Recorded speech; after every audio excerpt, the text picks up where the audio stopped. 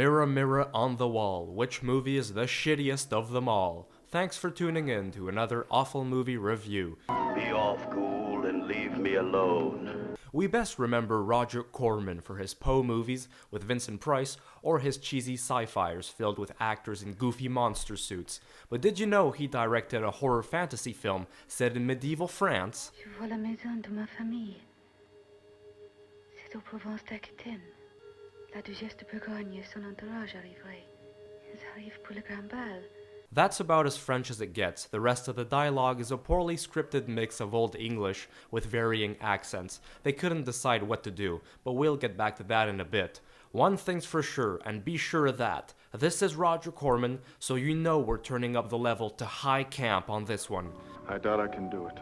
And this is no surprise, It is sad that I must be the one to bear such dark news, but this movie fell into the deep pit of irrelevance as quickly as the 6 days it took to film it.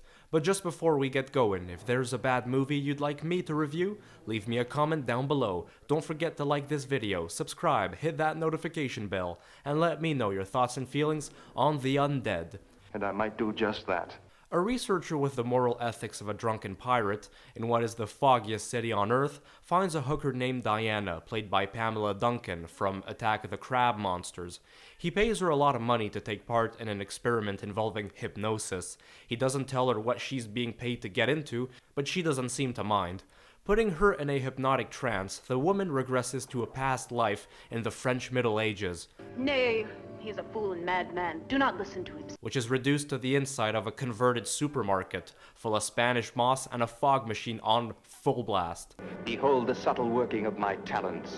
Diana regresses into the life of a woman named Helene, accused of witchcraft and sentenced to death on the night of the witch's Sabbath. 3 witches have heads, but they'll sever them all. The head of Helene is the third that must fall. There ensues a fantastically, completely absurd and preposterous plot, which meant I had a hard time catching up with what was going on. Allison Hayes, another of Corman's protégés, who starred in Attack of the 50-Foot Woman, plays an actual witch who tries to seduce the charming young prince in love. She has some sort of garden gnome with whom she turns into flying tortillas with and flies away. Excuse me, did I say nonsense? I mean idiocy. And it's really funny because those are the exact same props used in Corman's previous movie, It Conquered the World. There's a small appearance by younger Dick Miller, who would go on to star in a lot of Corman's later features, and also a small part by the devil himself, looking as jolly as ever. I'm not a cruel man, but I can't help being fascinated.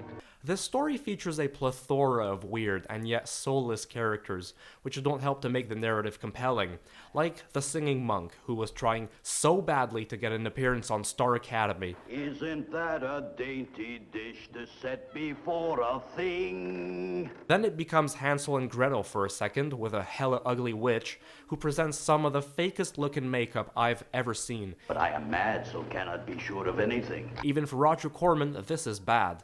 Lady, your nose is about to fall off. Now there's a fine face to see on such a fine night. If this was community theater, I wouldn't be complaining, but this was supposed to be an actual movie, produced with an actual budget, I know it's hard to believe, by those who were supposed to be professionals.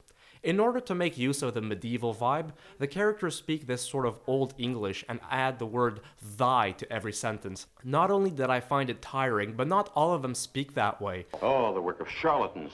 The rational mind can accept just so much. So if you are going to impose some stupid accent, do it for everyone, but don't just pick and choose.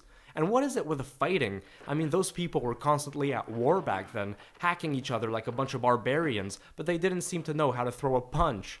To top it all off, the psychologist somehow uses this weird machine to transport himself into the woman's past life like if it's nothing. He just jumps in, and there we go. Speak with sanity, fool! For a film that tries to take itself so seriously, it's a pretty big flop. And even for so bad it's good, this is just bad. The narrative goes all over the place, the acting is pretty stinky, and the people in charge of releasing films chose to push this one out as a double feature with none other than Voodoo Woman. What a nightmare. What an awful movie.